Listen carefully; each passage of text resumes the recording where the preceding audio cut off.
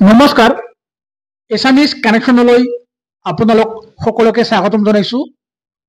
আমি আৰম্ভ কৰিছো সিটেট পৰীক্ষাৰ প্ৰস্তুতি।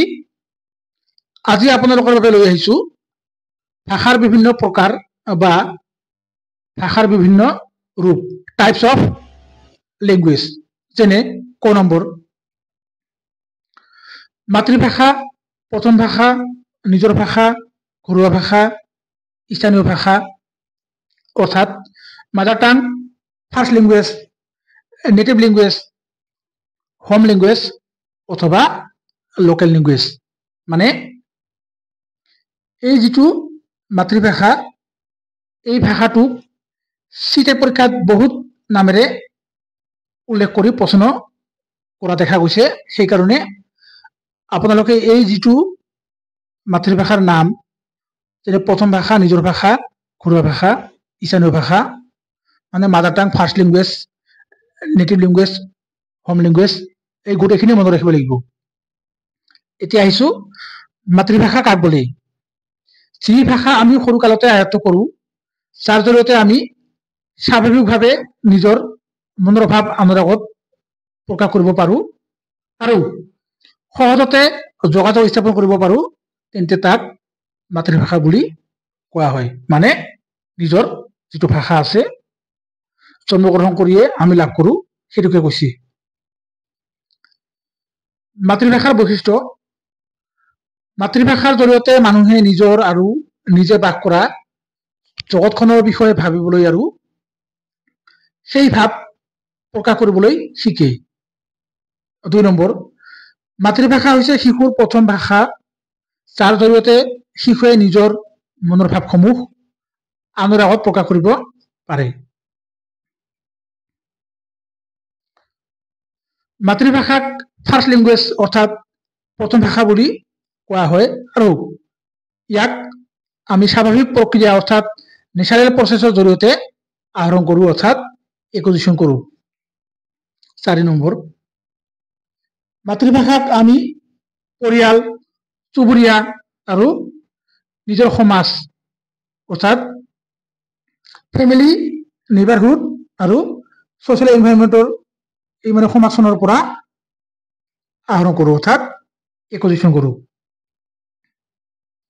5 নম্বৰ বিদ্যালয়ত শিশুৰ মাতৃভাষাক সদায় সন্মান কৰিব লাগে, মানে ৰেসপেক্ট কৰিব লাগে আৰু শিশুক নিজৰ ভাষাটো প্ৰকাশ কৰাৰ বাবে মানে এক্সপ্ৰেছ কৰাৰ বাবে সুযোগ সুবিধা প্ৰদান কৰিব লাগে, মানে অপৰচুনিটি প্ৰদান কৰিব লাগে। 6 নম্বৰ ৰাষ্ট্ৰীয় শিক্ষানীতি 2020 এনইপি 2020 মতে এনইপি 2020 কোৱা হৈছে অষ্টম শ্ৰেণী অৰ্থাৎ ক্লাস 8 লৈ ছাত্ৰ ছাত্ৰীক মাতৃভাষাতে শিক্ষা প্ৰদান কৰিব লাগে। বহুত গুৰুত্বপূৰ্ণ কথা কৈছিল, মানে কৈছে। 7 নম্বৰ এনইপি আকৌ কৈছে তামিল, তেলেগু, কানাড়া, মালায়ালম, ওড়িয়া আৰু সংস্কৃত এই 6টা ভাষাক ধ্ৰুপদী ভাষা অৰ্থাৎ ক্লাছিক্যাল ল্যাঙ্গুয়েজ হিচাপে উল্লেখ কৰিছে।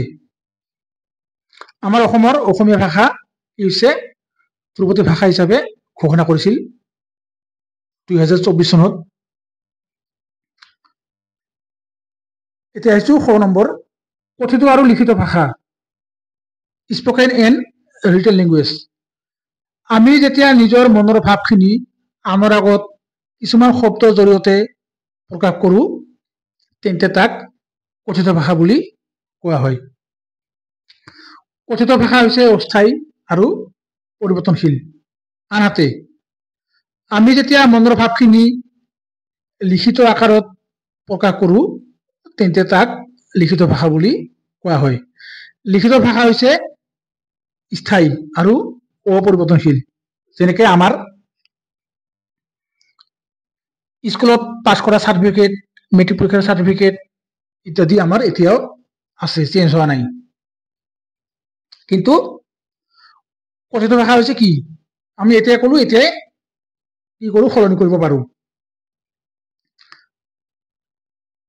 আমি যি ধৰণে কথা কওঁ তেনেদৰে নিলিখো, ভাষা বুলি ক'লে সাধাৰণতে কেৱল কথিত ভাষাকেই বুজা যায়, যদিও ভাষাৰ এটা ৰূপ আছে। পৃথিৱীত প্ৰচলিত আটাইবোৰ ভাষাৰ লিখিত ৰূপ নাই, কিন্তু কিছুমান ভাষাৰহে লিখিত ৰূপ আছে। কথিত ভাষা হৈছে পৰিৱৰ্তনশীল, মানে চেঞ্জেবল, সময়ে সময়ে ই পৰিৱৰ্তন হৈ থাকে।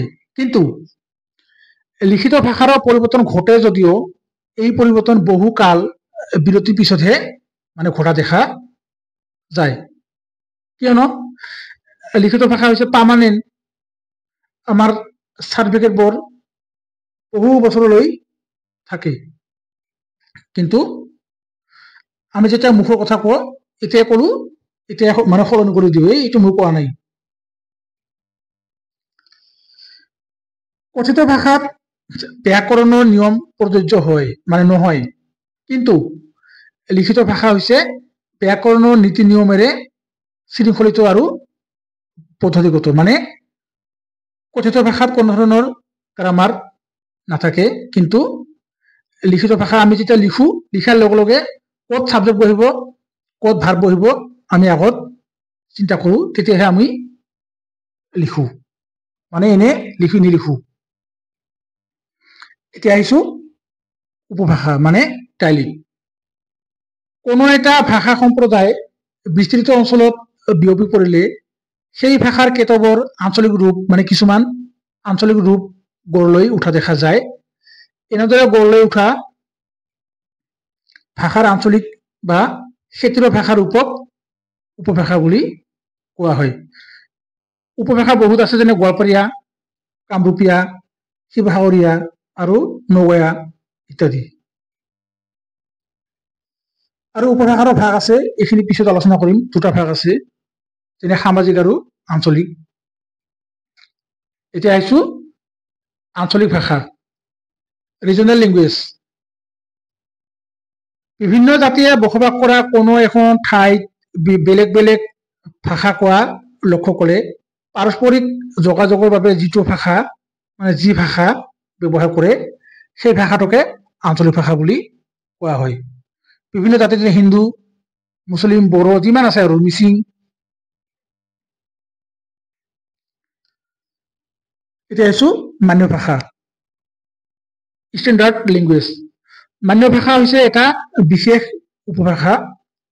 একাধিক উপভাষাৰ মাজত যিটো উপভাষা সামান্য মৰ্যাদা সম্পন্ন বুলি বিবেচিত হয়, সেই উপভাষাটোকে মান্য ভাষা হিচাপে গণ্য কৰা হয়।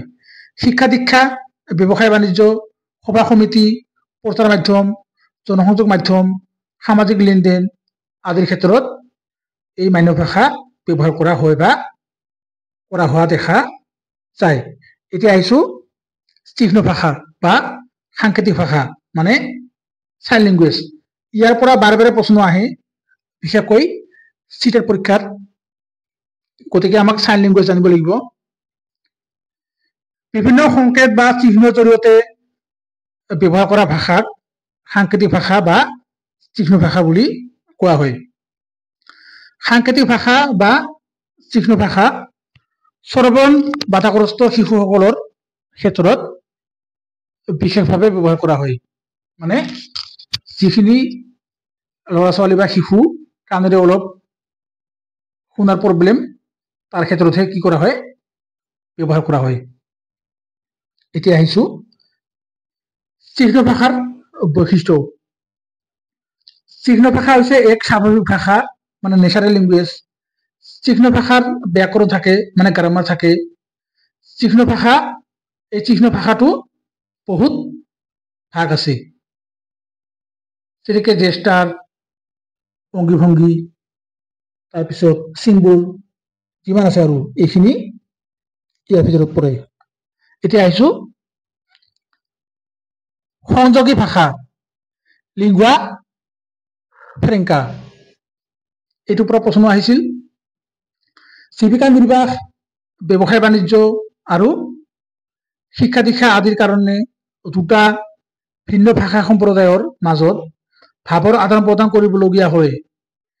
এনেদৰে ভিন্ন ভাষা সম্প্ৰদায়ৰ মানুহৰ মাজত ভাৱৰ আদান প্ৰদান কৰোঁতে ইটো ভাষা সম্প্ৰদায়ে সিটো ভাষা সম্প্ৰদায়ৰ ভাষা বুজি নোপোৱাৰ বাবে পৰস্পৰে আংশিক বা সম্পূৰ্ণৰূপে বুজিব পৰা তৃতীয় ভাষা এটাৰ সহায় ল'বলগীয়া হয়। মানে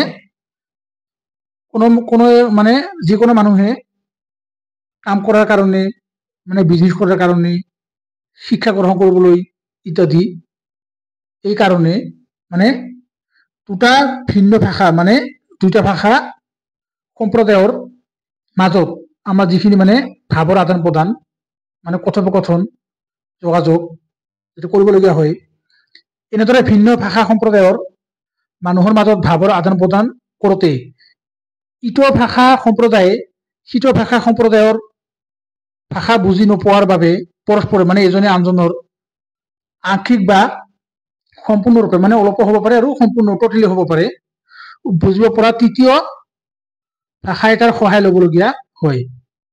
এনেদৰে দুটা ভাষা সম্প্ৰদায়ৰ মাজত মনৰ ভাৱ আদান প্ৰদান বা ভাৱ বিনিময়ৰ মাধ্যমেৰে গঢ়ি উঠা তৃতীয় ভাষাটোক সংযোগী ভাষা অৰ্থাৎ লিংগুয়া ফ্ৰেংকা বুলি কোৱা হয়। এতিয়া আহিছো ২ নম্বৰ, মিশ্ৰিত ভাষা, মিক্স লেংগুৱেজ। কোনো এখন ঠাইত মিক্স লেংগুৱেজ, কোনো এখন ঠাইত দুই বা ততোধিক সম্প্ৰদায়ৰ লোকে অস্থায়ীভাৱে বসবাস কৰিবলৈ লোৱাৰ ফলত এটা সম্প্ৰদায়ৰ ভাষাক অন্য এটা সম্প্ৰদায়ৰ মানুহে বুজিব নোৱাৰে। ফলত দুয়ো সম্প্ৰদায়ৰ ভাষাৰ মাজত সমিল মিলৰ জৰিয়তে পাৰস্পৰিক কাম কাজ চলাবলৈ লোৱাৰ ফলত এক নতুন ভাষাৰ সৃষ্টি হয়। এনেদৰে সানমিহলি হৈ সৃষ্টি হোৱা ভাষাকে মিশ্ৰিত ভাষা অৰ্থাৎ মিক্স লেংগুৱেজ বুলি কোৱা হয়। এতিয়া আহিছো ৰাজ্য ভাষা, ষ্টেট লেংগুৱেজ। এখন ৰাজ্য, এইটো চৌফালা হৈ আছে, ৰাজ্য হয়। এখন ৰাজ্য প্ৰশাসনীয় কাম কাজ চলাবৰ বাবে যি ভাষা ব্যৱহাৰ কৰে তেন্তে তাক ৰাজ্য ভাষা বুলি কোৱা হয়। যেনে এখন ৰাজ্যৰ শিক্ষানুষ্ঠান, অফিচ আদালত, চিকিৎসালয়, মানে চিকিৎসালয়, হস্পিটাল ইত্যাদি। চমুকৈ ক'বলৈ গ'লে ৰাজ্য এখন চলাবৰ বাবে বাছি লোৱা উমৈহতীয়া ভাষাটোক ৰাজ্য ভাষা অৰ্থাৎ ষ্টেট লেংগুৱেজ বুলি কোৱা হয়। আমাৰ অসমৰ চৰকাৰী ভাষা হৈছে অসমীয়া, আপোনালোকে নিশ্চয় জানেই। এতিয়া আহিছো ৰাষ্ট্ৰীয় ভাষা, নেশ্যনেল লেংগুৱেজ। দেশ বা ৰাষ্ট্ৰ এখনে প্ৰশাসনীয় কাম কাজ চলাবৰ বাবে যি ভাষা ব্যৱহাৰ কৰে তেন্তে তাক ৰাষ্ট্ৰীয় ভাষা বুলি কোৱা হয়। যেনে আমাৰ দেশৰ লোকসভা, ৰাজ্যসভা আদিত ব্যৱহাৰ কৰা ভাষা, আমাৰ দেশৰ বিভিন্ন শৈক্ষিক প্ৰতিষ্ঠান যেনে খনিজ স্কুল, নৱোদয় যিমান আছে আৰু, আদালত, অফিচ, চিকিৎসালয় ইত্যাদি। আৰু ভাৰতৰ ৰাষ্ট্ৰীয় ভাষা হৈছে হিন্দী। এইখিনি আছিল আজিৰ ভিডিঅ'টিৰ মূল বিষয়ে। আশা কৰোঁ ভিডিঅ'টি চাই আপোনালোকে উপকৃত হ'ব। যদি ভিডিঅ'টি চাই ভাল পাইছে তেনেহ'লে চেনেলটি ছাবস্ক্ৰাইব কৰিব আৰু আপোনালোকৰ বন্ধু বান্ধৱীলৈও শ্বেয়াৰ কৰি দিব। শেষত আপোনালোকক বহুত বহুত ধন্যবাদ। জয় অসম।